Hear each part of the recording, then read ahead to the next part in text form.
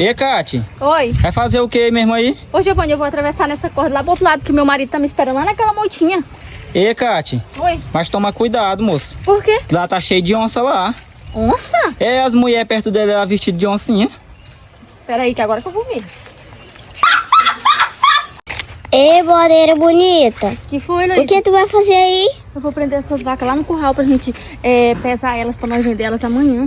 Eita, então vai lá.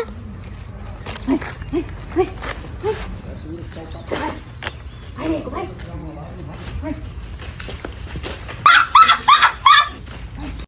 Ei, bodeira bonita. Que foi, Luiz? O que tu vai fazer aí? Eu vou prender essas vacas lá no curral pra gente pesar elas, pra nós vender elas amanhã. Eita, então vai lá.